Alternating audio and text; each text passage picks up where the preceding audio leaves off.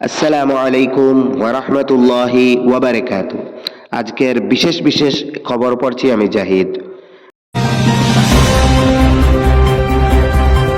আপনাদের সুপরিচিত ঐতিহাসিক দারুল হাদিস আশরাফুল উলুম রতনপুর মাদ্রাসাতে আগামী 6 ও 7 জানুয়ারি তথা রোজ মঙ্গল ও বুধবার ছাত্রদের এনামি জলসা ও খতমে বুখারী ও দস্তারবন্দি অনুষ্ঠিত হতে যাচ্ছে।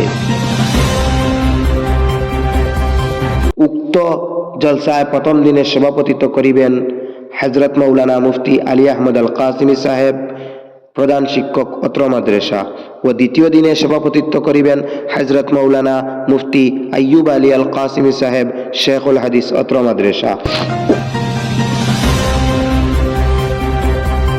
মাহফিলে প্রধান অতিথি হিসাবে উপস্থিত থাকবেন আওলাদ রাসূল হযরত মাওলানা মুফতি সৈয়দ খুবাইব আল মাদানী সাহেব, মুহাদ্দিস জামিয়াতুশ শেখ দেওবন্দ ইউপি। মুখ্য অতিথি হিসাবে উপস্থিত থাকিবেন হযরত মাওলানা হাফিজ আলিমউদ্দিন সাহেব, শেখুল হাদিস বাসকান্দি মাদ্রাসা।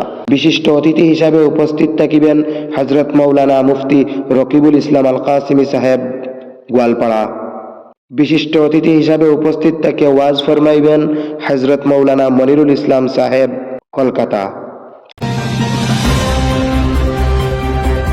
এছাড়া আরো বিশিষ্ট উলামায়ে কেরামগণ 2 দিন ব্যাপী ওয়াজ ফরমাইবেন।